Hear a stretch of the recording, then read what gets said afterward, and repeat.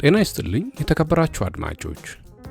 ዛሬ ከዓለማየሁ ገላጋይ ስራዎች ውስጥ ሶስቱን መርጬ አስደምጣችኋለሁ። አንበርብር በኩሸት የተሞሉ አዝናኝ ገጸ ባህሪ ሲሆኑ ይህኛውን አጭር ታሪክ ያገኘሁት የነገ ናፍቆት በሚል በ2006 ዓ.ም ከታተመው የ13 ደራሲያን ስራዎች መድብል ውስጥ ነው። የሪ በከንቱ አንበርብር ግን በ2007 በታተመው ወሪሳ ረጅም ልቦለድ መጽሐፍ ውስጥ ሰፊ ቦታ ይዘው ኩሸታቸውና ገድላቸው ተስፋፍቶ እናገኛቸዋለን። የዓለማየሁ ወሪሳ ውስጥ አስቂኝና ለማመን አስቸጋሪ የሆኑት ገጸ ባህሪ አንበርብር ብቻ ሳይሆኑ ሁሉም ናቸው ማለት ይቻላል። በጣም አሪፍ መጽሐፍ ነውና እንድታነቡት ጋብዛለሁ። ቅልጣን የተሰኘውን ታሪክ ያገኘሁት በ2004 ከታተመው ኩርቢት መድብል ሲሆን ጋኔን የተሰኘውን ደግሞ በ2011 ከታተመው ውልብታ መድብል ነው። ታሪኮቹን እንደምትወዷቸው እምነቴ ነው። ላይክ፣ ሼር፣ ኮሜንትና ሰብስክራይብ ማድረግ አይረሳ። ወደ ትረካዎቹ እናልፋለን።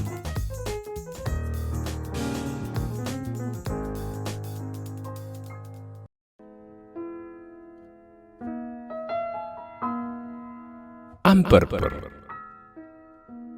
ደራሲ ዓለማየሁ ገላጋይ በ2006 ዓ.ም ከታተመው የነገ ናፍቆት የተሰኘው የ13 ደራሲያን ያጫጭር ልቦለዶች መድብል የተገኘ።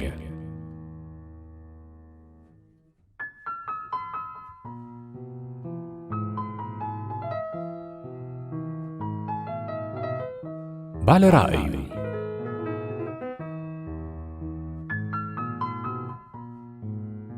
አቶ አንበርብር ብለው ራእይ ታየኝ አሉ። የመንደሩ ሰው ጉድ ለመስማት አቆብቁቦ አልጋቸው ጋር ተኮለኮለ። አቶ አንበርብር በእግዚአብሔር እጅ እንደተያዙ እናውቃለን። እኛ የማናውቀው እግዚአብሔር በሳቸው በኩል ለሪ በከንቱ ነዋሪዎች መልእክት መላኩን ነው። አንበርብር በአንድ ጎናቸው ከተጋደሙበት ትከሻቸውን ቀና አድርገው ትራስ አጎረሱና ስላየሁት ራእይ ከመመስከሬ በፊት ራእይ ምን ማለት እንደሆነ አብራራለሁ አሉን። ደግ አልናቸው። እግዚአብሔር በሶስት መንገድ ህዝቦቹን ይቀርባል። አገዳደማቸውን አደላድለው ቀጠሉ። እሱም በትንቢት በራእይና በመንጠቅ ነው። ትንቢት ማለት ሌላ ሳይሆን የእግዚአብሔር የማስጠንቀቂያ ሬዲዮ መሆን ነው። ራእይን ከፈለጋችሁ ደግሞ ከእግዚአብሔር በኩል ተዘጋጅቶ የሚላከውን ማስጠንቀቂያ በቴሌቪዥን እንደማየት ነው። እግዚአብሔር ያ ይበቃም ካለ እንደ ነቢዩ ኤልያስ በመንጠቅ ቀጥታ በእሳት ሰረገላ ትርኢት ያስተላልፈዋል ብለው ወደ እኔ ዞሩና በቴሌቪዥን ቀጥታ ሲተላለፍ ምንድነው የሚባለው አሉ። ላይቭ አልኳቸው።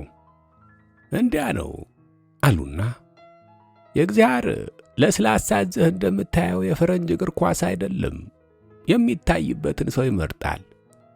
በእግዚአብሔር ለመመረጥ ንጹሕ መሆን ተገቢ ነው። በዚህ ላይ ጦም ጸሎት ያስፈልጋል። እንደምታዩት ታምሜ አልጋ ከያዝኩ በኋላ ምንም እንኳ ወድጄ ባይሆንም ከሰው ጋር ተገናኝቼ አላውቅም። ምንም እንኳ ወድጄ ባይሆንም ይርበኛል። ሲርበኝ ፈጣሪን ወቅሳለሁ።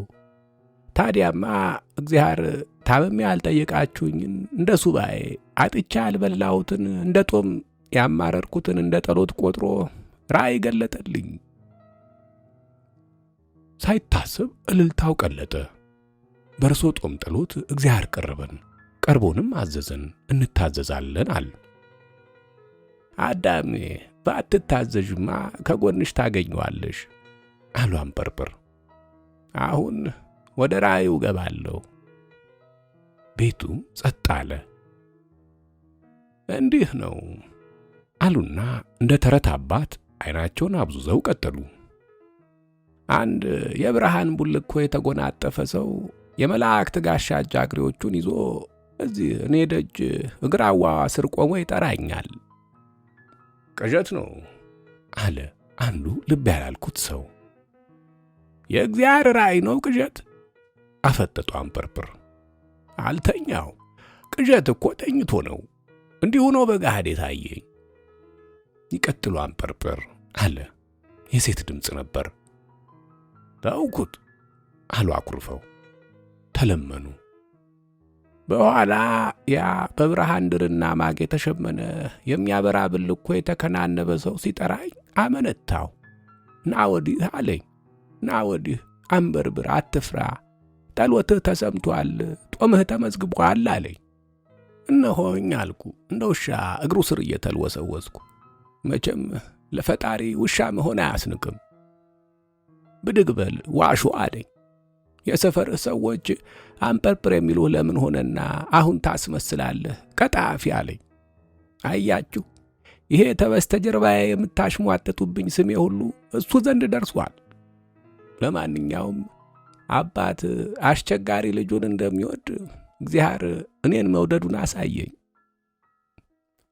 መዘባበቱን ትተው ይቀጥሉ አለ አንድ ሰጋጋ ድምፅ። ዓመት አላወራ አሉና ቆጣ ብለው አንበርብር አለኝ እንደ ሐምሌ ነጎድጓድ የሚያስገመግም ድምፅ። የጎረቤቶች ክፋት አንተን አነጻህ። ታመህ ባይጠይቁህ፣ ርቦህ ባያጎርሱህ ሰላላ ድምፅህ ፈጣሪህ ደጅ ስትንፏቀቅ ደረሰች።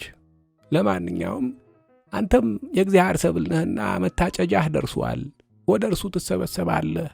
3 ቀን ያለ በሽታ ቆይተህ አነጋጉ ላይ ትሞታለህ አለኝ። እና ሊሞቱ ነው? የእሪ በከንቱ ሰው፣ ለእኔ አታልቅስ፣ ለራስህ አልቅስ አሉ። እንዴት? እኔን የጎዳችሁ መስሏችሁ ሳትጠይቁኝ ቀራችሁ? የታመመ ሰው መጠየቅም አለመጠየቅም ከበሽተኛው ጋር አይያያዝም። እግዚአብሔርን ያልጠየቃችሁት። የራእዩ ምልክትም እዚህ ላይ ነው። ሂድ ንገራቸው የተባልኩትም ይሄንኑ ነው። የእሪ በከንቱ ሰው፣ ታምም የጠየከኝን፣ ተርቤ ያበላኸኝን፣ ታርዤ ያለበስከኝን ይላል እግዚአብሔር። እግዚኦ አል አዳም የት ትገቢ ይሆን? ዛቱ አንበርብር። ከእንግዲህ አንበርብር ወኪሉ እግዚአብሔር ነው። አንበርብርን የበደለ እግዚአብሔርን በደለ። አንበርብርን የተተናኮለ እግዚአብሔርን ተተናኮለ። ለአንበርብር ያልታዘዘ በእግዚአብሔር ላይ ያጠመመ ይኸው ነው። የእሪ በከንቱ ሰው የእግዚአብሔርን አፍ ያገኘ መስሎት አንበርብርን በመልካም ምግብ ጠቀጠቀ። የሚፈልጉትን መጠጥ እየጠየቀ ጠመቀ። አንበርብር ሲከፋቸው እግዚአብሔርን አስቀየምኩ እያለ የሚጨነቀው በዛ። እግዚአብሔርን የሚያስተናግደው የእሪ በከንቱ ነዋሪ የድርጊቱ መልካምነት ጊዜውን ልብ እንዳይለው ጋርዶበታልና የአንበርብር ሽኝት ከ3 ቀን አልፎ 3 ሳምንቱን ደፈነ። ይህም የእግዚአብሔር ታምር ተባለ።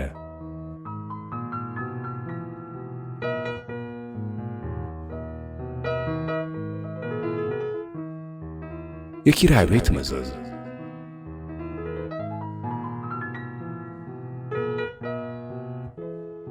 አቶ አንበርብር የሚስቴ አባት እንደ ነገሩ ቤት ቀለሱ።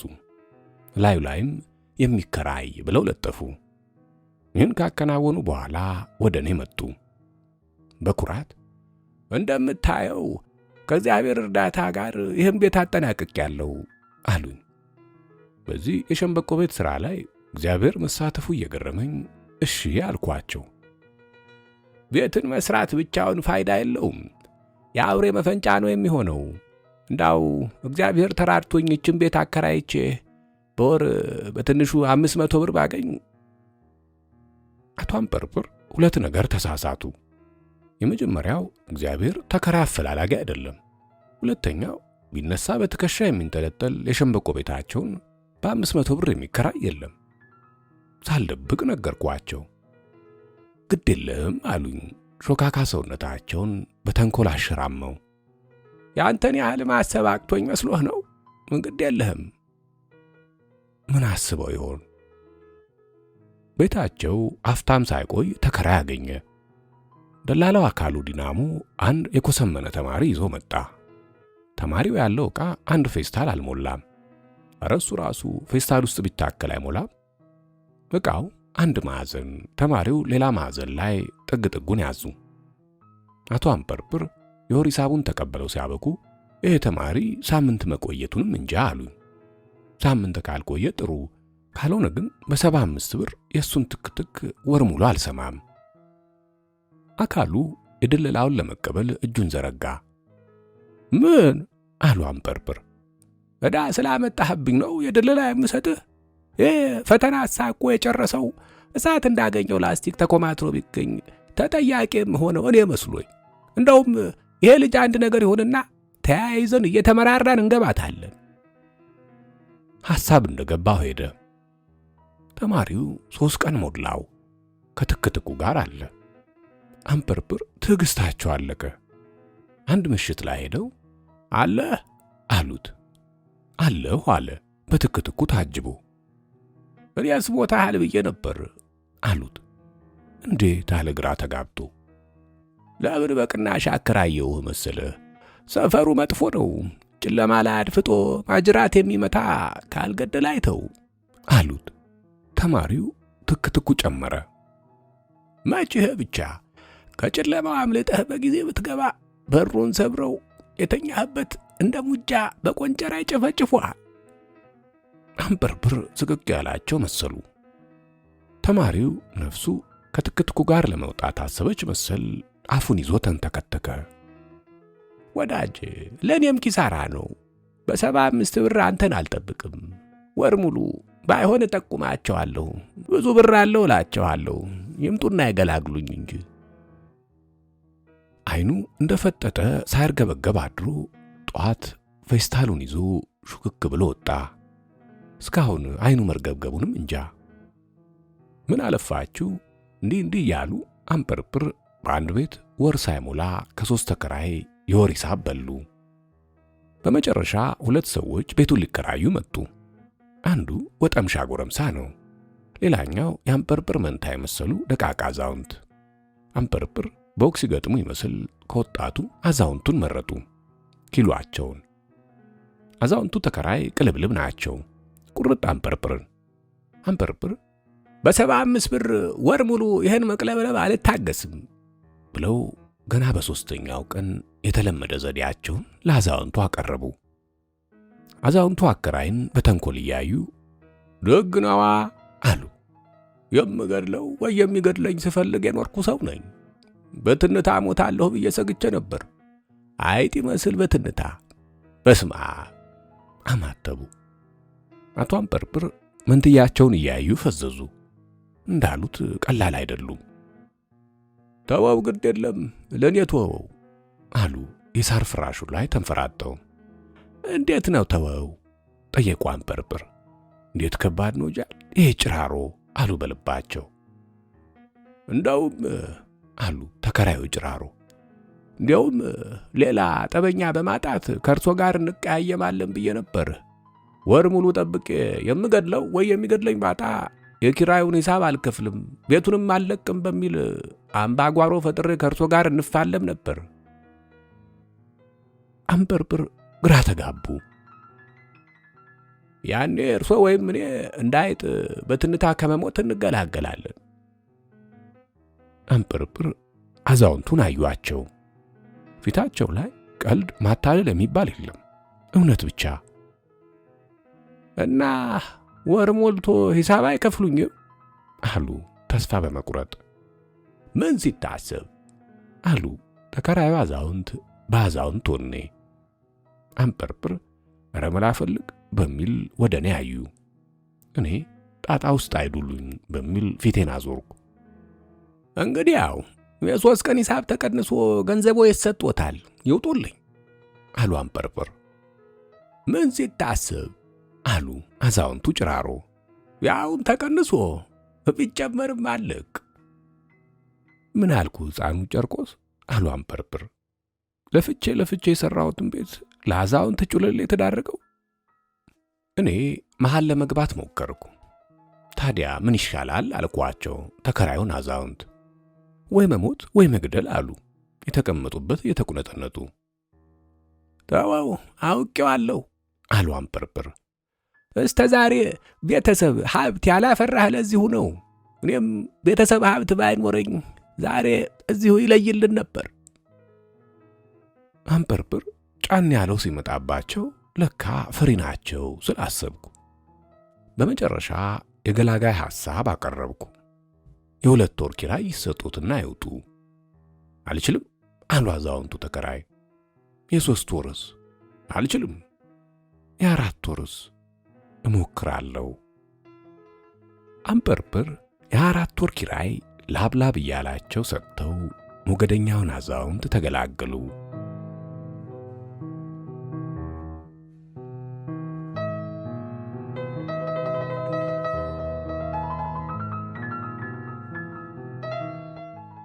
ስንብት።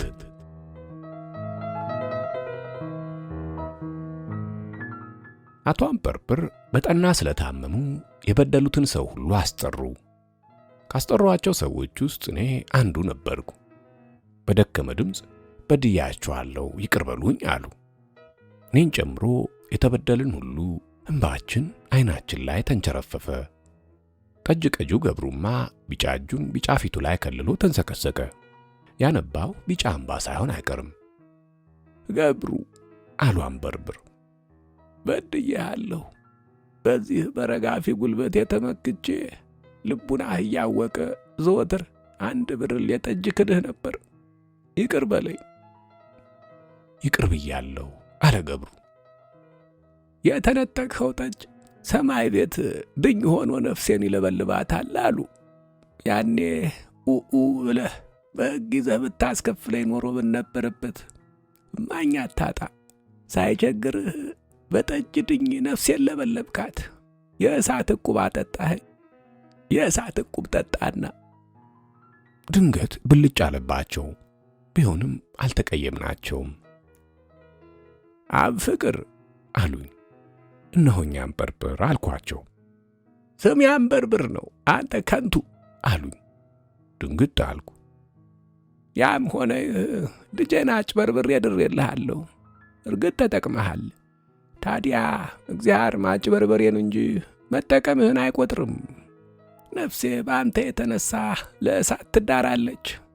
ለማንኛውም ይህን ጥቅምህን እየነገርህ እግዚአብሔርን በጸሎት ወትውትልኝ። እሺ አልኩ። እሺ ትላለህ እንጂ አታደርገውም። ልብህ አይገኝም። ለእኔማ ሲሉህ አለህ ነገር። ደግነቱ ልጄ ዘወትር ጸሎቱን እንታደርስ ልታስገድድልኝ ትችላለች። እንደውም ተው፣ ለእሷው ነግራታለሁ። ተመናጨሩ። አሁንም አልተቀየምናቸውም። በመጨረሻ ጫማ ሰፊውን በሻህ አሉት። አቤት አለ። መተከዣ አድርጌህ ነበር። ስወጣ ስገባ ይሄ ያልሞተ በትሬን ከጀርባህ ጋር አዋድደው ነበር። እንደምትሰራው ጫማ በትሬ ኩርንችት ቢኖርበት ከጀርባህ ጋር ተሰፍቶ ይቀር ነበር። አሁን ምን አደረግከኝ? ሰማይ ቤት በሻህ ምን አድርጎህ ነው ብባል ምን እመልሳለሁ? አንተማ እንደ ለጋሚረኛ ወደ ገደል ስሄድ እያየህ ዝም አልከኝ። ገደል ገባውልህ። ገደል ግባና አንተ ልግመኛ። ስመታ ብትሰድበኝ እንኳን ቅጣቱ በቀለለልኝ ነበር አሉና እንዲህ ሲሉ አሳረጉ። ሁላችሁም ይሄ ቃሌ የስንብት ነው። ወደ ውጭ ሊሄዱ ከተሰናበቱ በኋላ ከቦሌ እንደሚመለሱት ድንገት ከተመለስኩ ይሄ ሁሉ ቃሌ ተፈጻሚነት አይኖረውም። በነባሩ ተግባር ይቀጥላለሁ።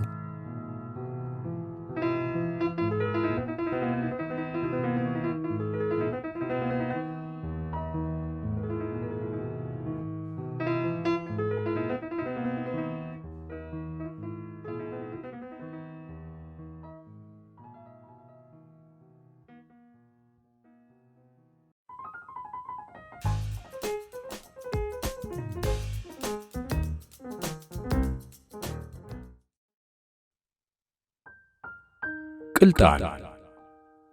ደራሲ ዓለማየሁ ገላጋይ። በ2004 ዓመተ ምህረት ከታተመው ኩርቤት መድብል የተገኘ።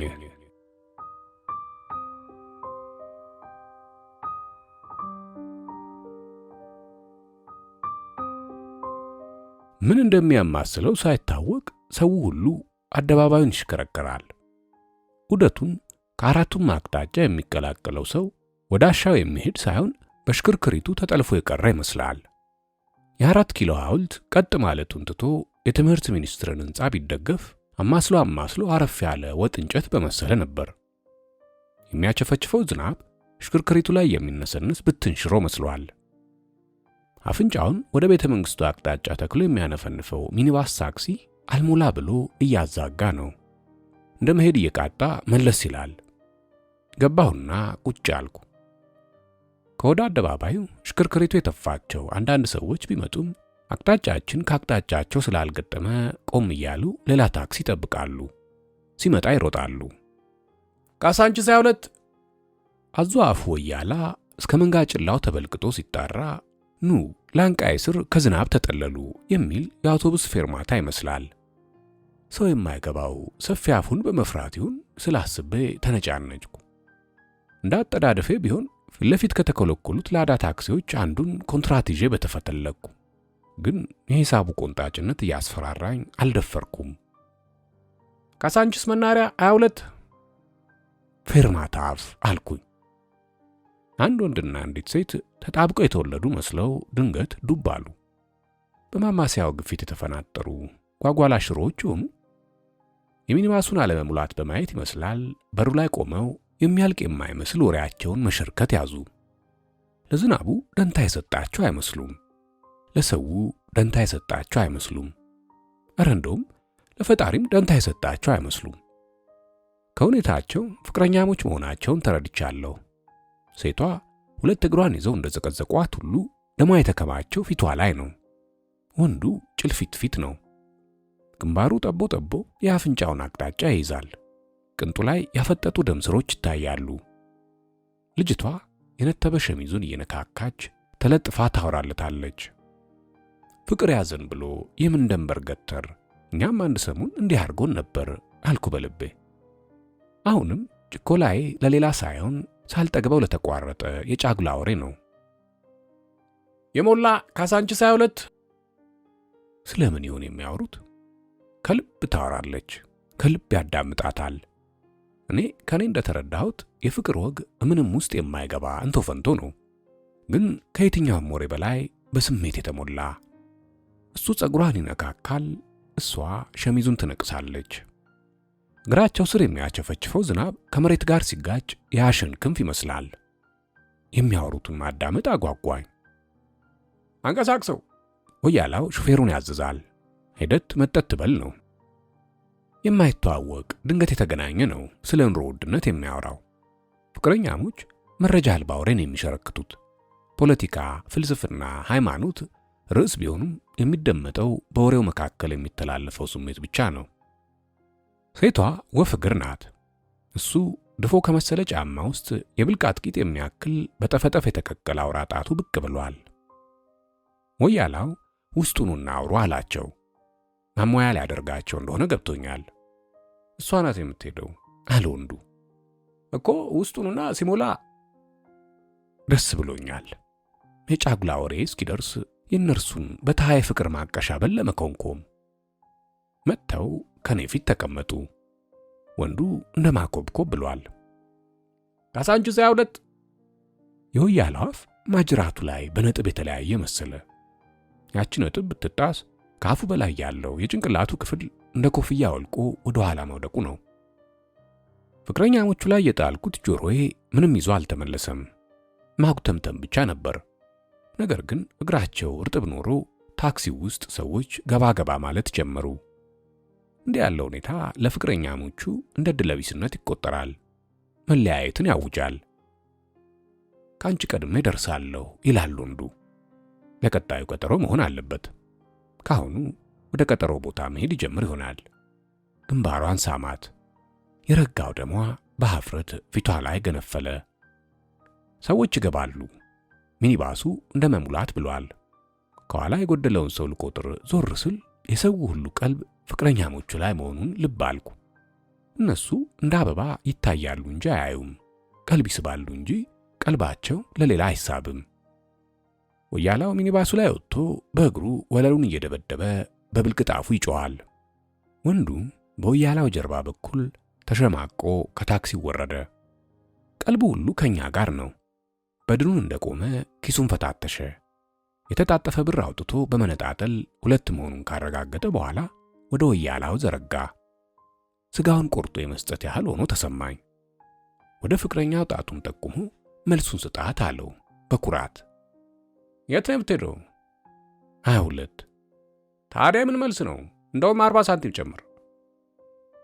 ልጁ ሞጣጣ ፊቱ አመድ መስሎ የሚያቸፈችፈውን ዝናብ መጠጠ። የለኝም። ከኔ በቀር ልብ ያለው ያለ አልመሰለኝም ነበር። ግን ታክሲው ውስጥ ያለው ሁሉ ሳቀ። ዓለም ውርደት ለመሰላት ነገር ቸልተኛ አይደለችም። ሰማይ ጭምር ብልጭልጭ ጥርሱን አሳየ።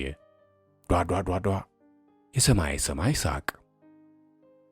የአይን ቅብብሉ ከልጁ ወደ ፍቅረኛው፣ ከፍቅረኛው ወደኛ ተላለፈ። ምን ያስቃል? ማጣት ያስቃል ወይ? ጭንቅላት ሁሉ በሐፍረት አቀረቀረ።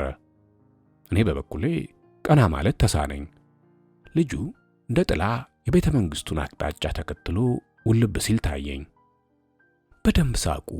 ሌላም ልንገራችሁ፣ እኔ ስለደከመኝ ነው ያሳፍረኝ እንጂ ሁለታችንም የምንሄደው 22 ነው። እሱ በእግሩ እስኪደርስ እዛ ጠብቀዋለሁ። ሳቋ። ምን ነው ዝም አላችሁ? መልስ የለም፣ ጸጸት ብቻ። ልጅቷ ዞራ በትክክሉ ተቀመጠች። ታክሲው አንድ ሰው ብቻ ይቀረዋል። ወያላው መጥራቱን አቁሞ ያዳምጥ ኖሯል። ጥሪውና ላድርሳችሁ አለ። ያም ሳይበቃው ልጁ የሰጠውን 2 ብር ጭኗ ላይ ያስቀመጠላት። የያዙ አፍ ከኛ ተሽሎ ተገኘ። ወደድኩት። ከኔ አጠገብ ልብ ያላልኩት ባለመነጽር ብድግ ብሎ 10 ብር በትከሻዋ ላይ አሳልፎ ጭኗ ላይ ያስቀመጠ። ታክሲ ውስጥ ያለው ሁሉ የጸጸቱን ዋጋ ጣለላት። 10 ብር፣ 3 ብር፣ 5 ብር፣ 50 ብር። እኔም የጸጸቴን ያህል እጄን ዘረጋው። ልጅቷ እንደ መባነን ብላ ወደ ኋላ አየች። ከዚያም ጭኗ ላይ ያለውን ብር እያየች ለጥቂት ጊዜ ፈዘዘች። ልውሰደው ልተው የምትል መሰለኝ። ላደፋፍራት እጄን ሰድጄ የትከሻዋ አጥንት ላይ አኖርኩት። ከዚህ በኋላ ያሳየችው ፍጥነት ለተአምር የሚመዘገብ ነው። ብሮቹን ሰብስባ ከታክሲው ውስጥ ስትፈተለክ የመጀመሪያዎቹ 2 ብሮች ወለሉ ላይ ወድቀው ቀሩ። ወደ ፍቅሯ በረረች። ቢጠበቁ አልመጡም። ወያላው በታማኝነት ጠበቃቸው። ቀሩ።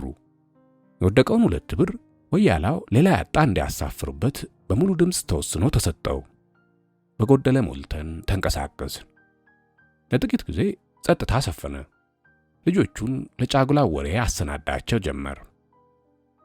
መናኸሪያ ሆቴል እንደደረስን አንድ ላዳ ታክሲ ደጋግሞ ጥሩምባ እየነፋ ከወሰደን ሐሳብ አባነነን። ግማሹ ከለፍላፋ እያለ ይሳደብ ጀመር። የት ለመድረስ ነው? በላዳው ታክሲ የኋላ መስኮት አንድ እጅ ወጥቶ ሲውለበለብ ይታያል።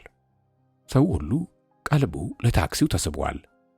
በዚህ መካከል ወያላው አዟፉን እንደ ሚሳኤል በፊቴ ላይ አሳልፎ ለመሳደብ ከሞከረ በኋላ ፈዞ ቀረ። ብር የያዘበትን እጁን አወናጭፎ አፉ ላይ በመደርገም እንዴ ልጆቹ አለ። ከታክሲው የሾለከው እጅ 2 ሆነ። ባይ ባይ እያሉም ቀደሙን። ከበስተኋላ ስንመለከት እንደ ተቃቀፉ ያዩናል። ሌላ የወሬ ርዕስ።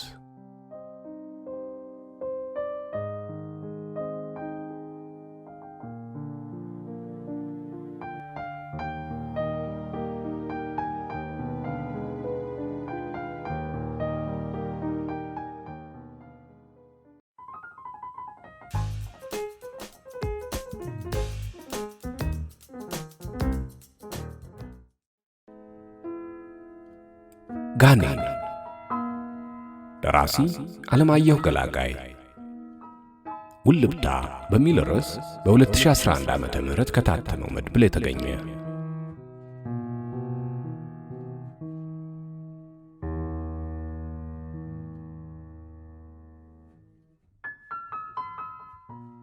ጋሽ ዮሴፍ እጠራለሁ አባቴን። አቤት ይላል ከረቫቱን እያስተካከለ። ዮሴፍ ቤተ ክርስቲያን ያንተ ነው እንዴ? ከት ብሎ ይስቃል። በከረባቱን የሚስቀው ሆዱ ላይ ከረባቱ ሲንቀረቀብ እያየው ግራ በመጋባት መልሱን እጠብቃለሁ። ጋሽ ዮሴፍ ትላለች እናቴ። አባቴን ከማግባቷ በፊት መምህሯ ነበር። እኔም እሷን ተከትዬ ነው አባቴን ጋሽ ዮሴፍ ብዬ የምጠራው። ሰፈራችን ውስጥ ከኔ ውጪ አባቱን ጋሼ የሚል ልጅ የለም ከእናቴ በስተቀር። ባሏን ጋሼ የምትል እናት ማን አለች?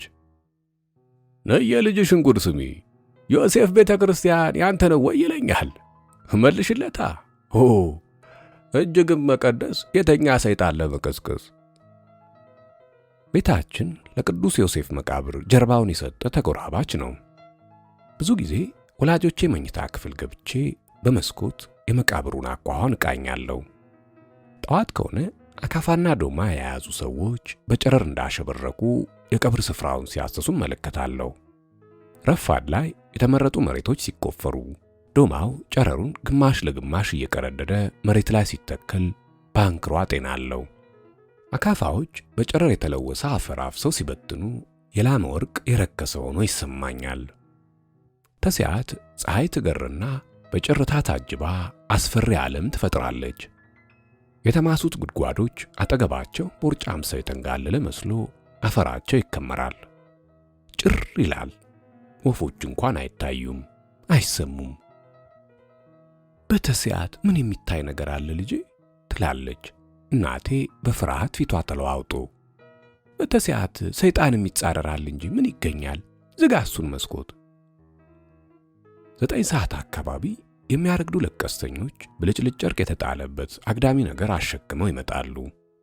ድምፃቸው ባይሰማም አረማመዳቸው አንዳች የሐዘን ምት አለው። ትከሻቸው ላይ የተጣጠፈ ጋቢ የጣሉ ወንዶች፣ ብብታቸውን ሰቅስቀው በነጠላ እስከ ቋንጃቸው የሸፈኑ ሴቶች አስቀድመው የሆነ ያልተጠና ትርኢት ያሳያሉ።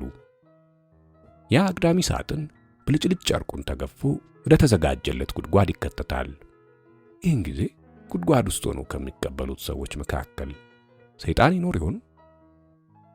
ጀንበሯ ኃይሏን እየነጠቀች አካባቢ ላይ ያላት የበላይነት ሲቀንስ ቦታው መልሶ ጭር ይላል። እንደ ሙሽራ ተከበው ክብር ተሰጥቷቸው የነበሩ አግዳሚ ሳጥኖች ጉድጓድ ውስጥ ተጥለው የተከመረ አፈር ስር ብቻቸውን ይቀራሉ።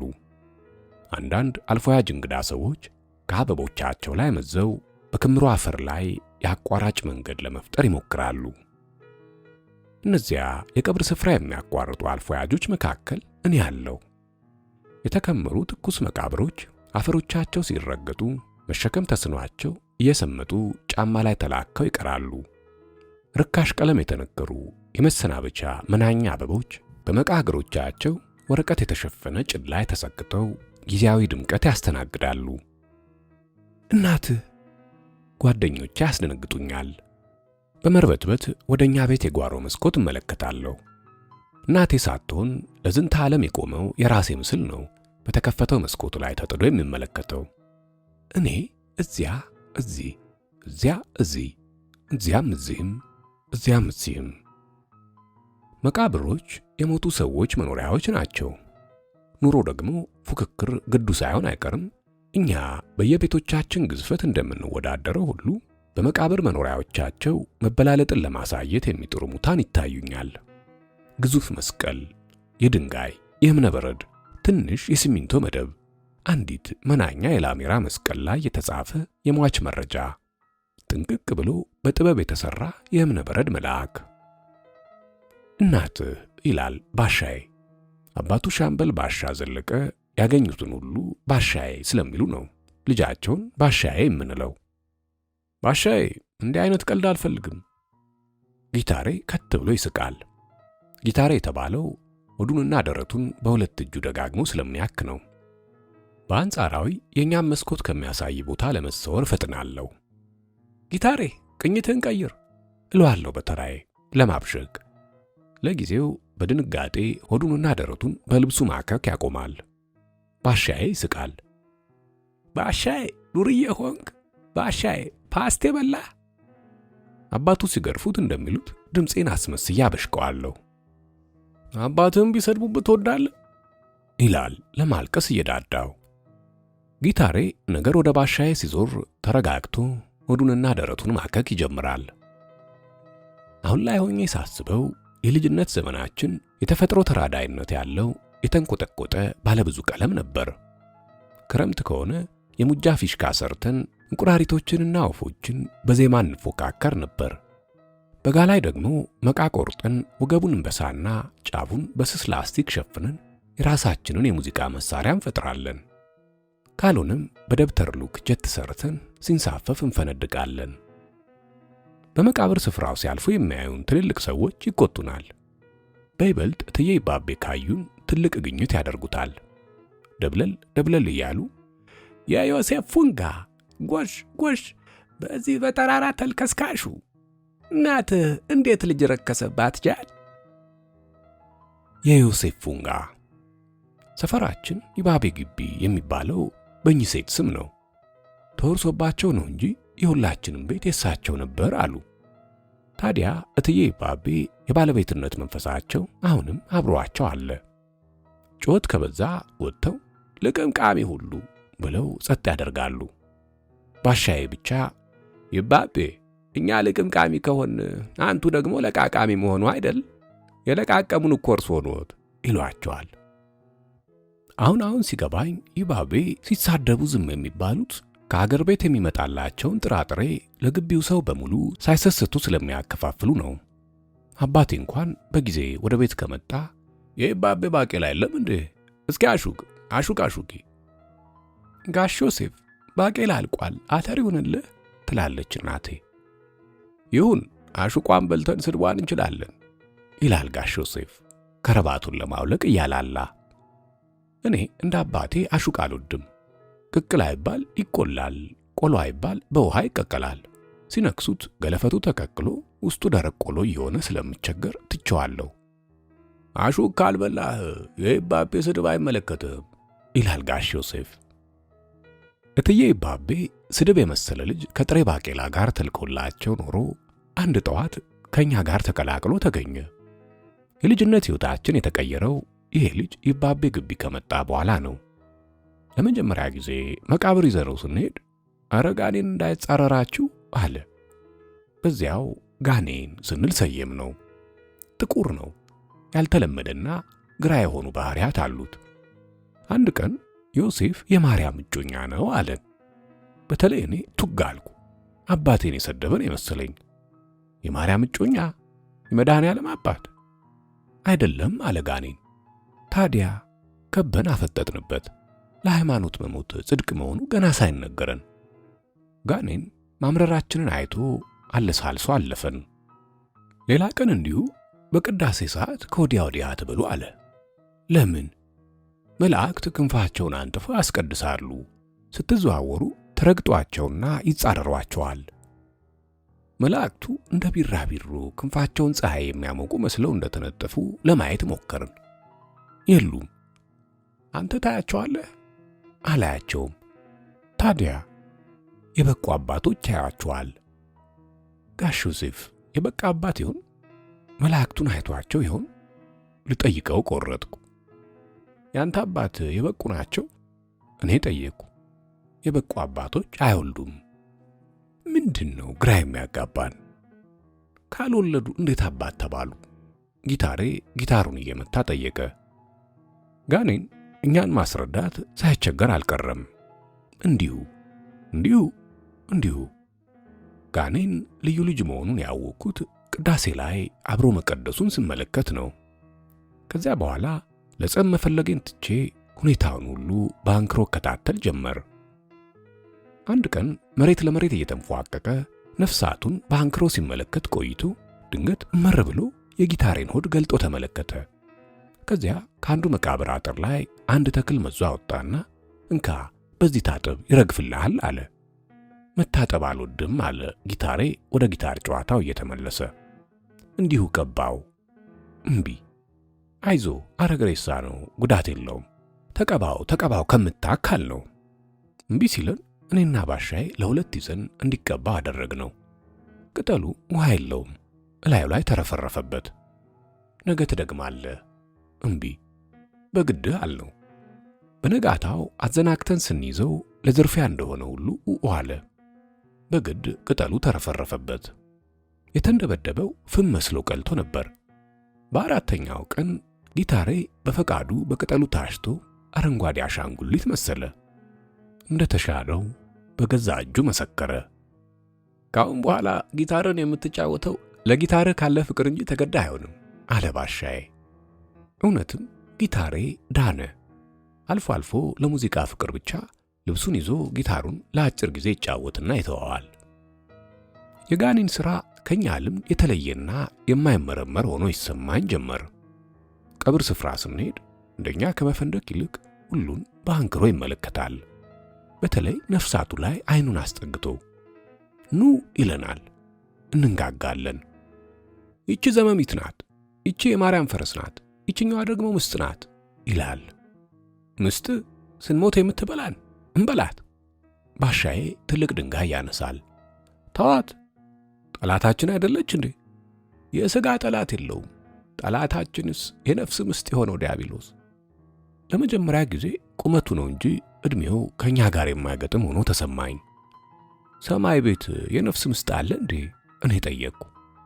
ወይኔ ጉዳችን ብሎ ጊታሬ ለማልቀስ ዳዳው። ሳይመልስ ዝም ብሎ ነፍሳቶቹ ላይ አተኮረ። አንድ ቀን እትዬ ይባቤ በር ላይ ቆመን ጋኔንን ተጣራን። ጋኔን ጋኔን ጋኔን! የባቄላ ግንፍልፍል ይሸታል። ቀድመው እትዬ ይባቤ ወጡ። የምን ጋኔን ነው? ጋኔን? እኔ ቤት የምትጠሩት ጋኔን አስራለች አላችኋል እንዴ? ሲሉን ተፈተለክን። ጋኔን ቆይቶ መጣ። ማነው ሜቴ ደጃፍ ቆሞ ጋኔን እያለ ተጣራው? ባሻዬ ነው አለ ጊታር። ጊታሬ ነው አለ ባሻዬ።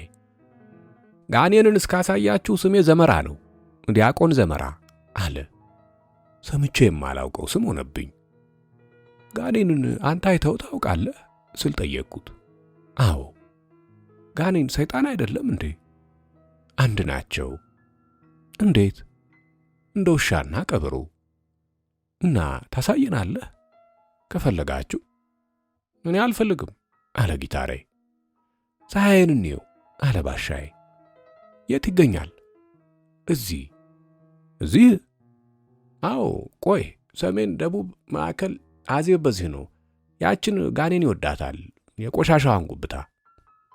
አነጻጽሬ ስቃኝ ቦታዋ ከእናቴና ከአባቴ መኝታ ቤት ባሻገር ናት። ከብዙ መስቀሎች አናት ላይ ጎላ ብላ ለመታየት የምትስማማ ጉብታ። ለወላጆቼ ፈራሁላቸው። በቀጣዩ ቀን በሌሊት ሻምበል ባሻ ዘለቀ ያጓሩ ጀመር። ባሻዬ ከጠንቋይ ጋር መዋል ጀመርክ? ባሻዬ ዕድሜውን እንደ ኮረፌ ጨልቶ የጠጣ ጠንቋይ እኩያህ መሰለህ? ሙዝና ብርቱካን ይዛችሁ የጋኔን ጤንነት ልትጠይቁ? ልጃቸው እየተገረፈ እንደሆነ በሚያስታውቅ ሁኔታ ይጮኻል። ባሻዬ እኔ ደግሞ ልምከራችኋ፣ በዛውም ጋኔን ስትጠይቁ የልጁ አይን አባቱ ነዋ። ባሻዬ አይሻልም? ተዛመዱ እንጂ። ግርፊያውን ሲጨርሱ ጸባቸውን ወደ እትዬ ይባቤ አዞሩ።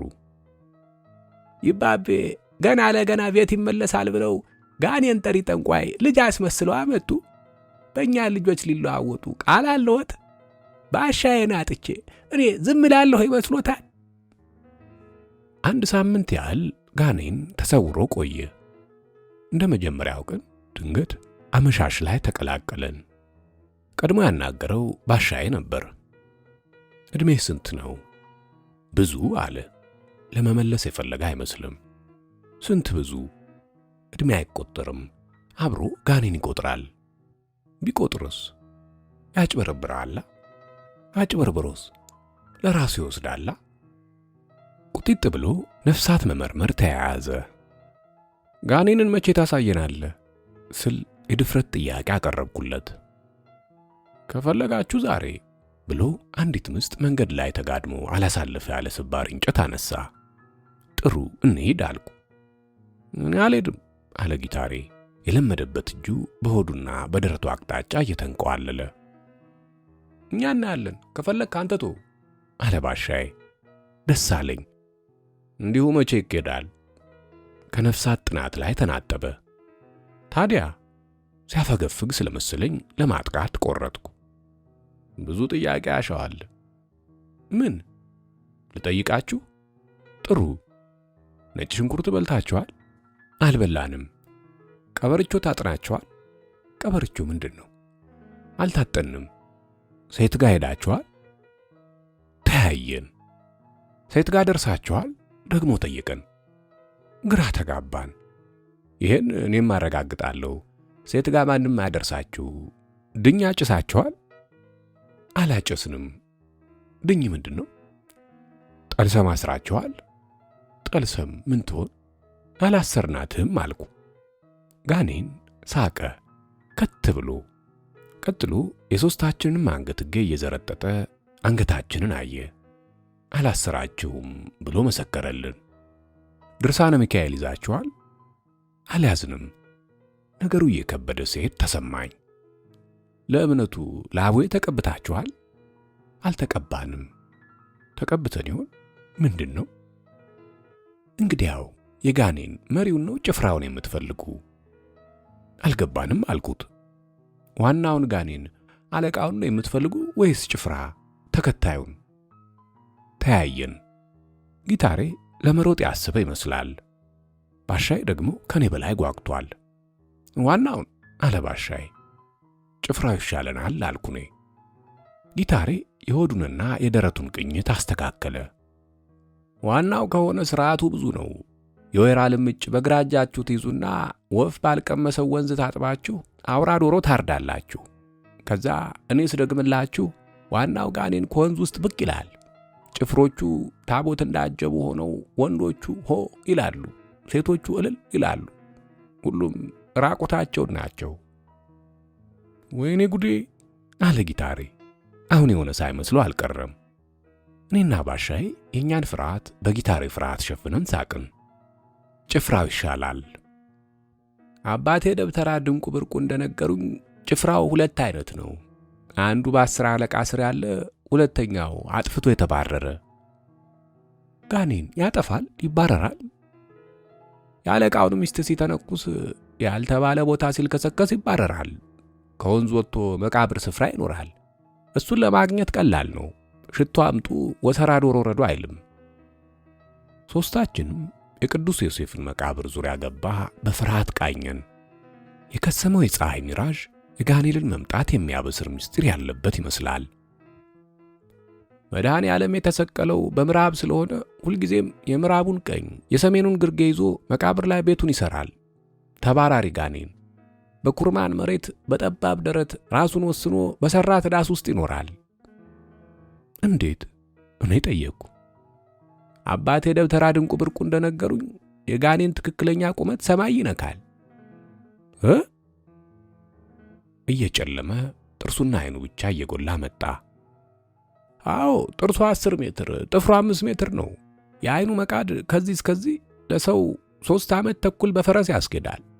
ሁለቱ የአይኑ መቃድ 7 ዓመት በፈረስ ይሄዱታል። ግና ይህን አካል ይዞ መሬት ለማትችለው በኩርማን መሬት በጠባብ ደረት ተወስኖ ይኖራል። ያሳዝናል አለ ባሻይ። ወይኔ ጉዳችን አለ ጊታሬ። ጋኔን ጨለማውን እንደ ዳቦ መባረክ የጀመረ መሰለኝ። የእጁን ጣቶች አሽሎ ከተቋቆመ በኋላ መድኃኔ ዓለም የተሰቀለበት ምዕራብ ይሄ ነው። ወንበዴዎቹ አንዱ በዚህ ተሰቀሉ። መድኃኔ ዓለምን ያመነው ወንበዴ ስለማይመለከተው የካደው ወንበዴ የተሰቀለው ቦታ ላይ ጋኔን ቤቱን ይሰራል። እዚህ ጋር ማለት ነው። ወይኔ ኑ ቤቱን እንይ፣ እዚች የቆሻሻ ጉብታ ስር ነው ብሎ ቀደመ። በፍርሃት መሮጥን ስላነወርኩ ተከተልኩት እንጂ ልቤ ጉሮሮዬ ስር ተወትፋ ነበር። ጋኔል ከመቃብር መቃብር ጡብ ጡብ ሲል እኔ ስርስሩን ተከታተልኩት። ባሻዬ ከኔ ኋላ አለ። ጊታሬ እንኳን ራቅ ብሎ እየተንቀጠቀጠ ተከትሎናል። የቆሻሻው ጉብታ ላይ እንደወጣን በጨረቃ ብርሃን እየታገዝን ቁልቁል ተመለከትን።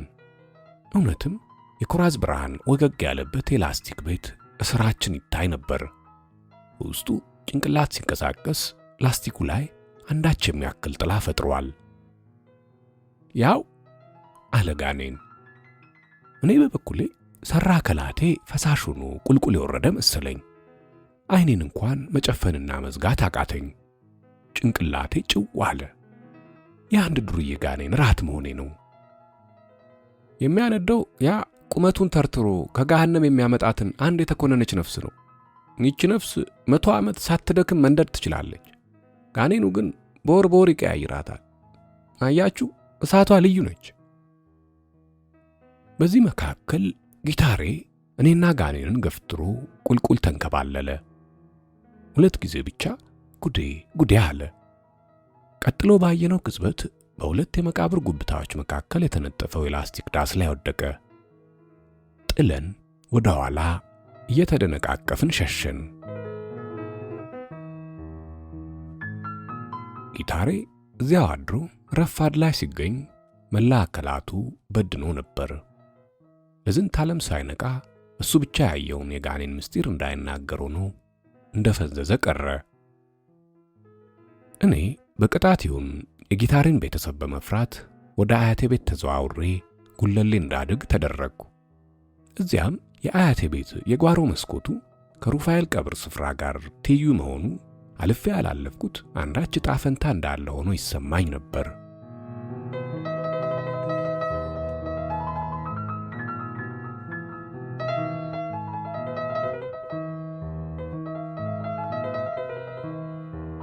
ስላዳመጣችሁ ከልብ አመሰግናለሁ። አዘጋጅቼ ያቀርብኩላችሁ አድማስ ነበርኩ። በቀጣይ ትረካ እስከምንገናኝ መልካም ጊዜ።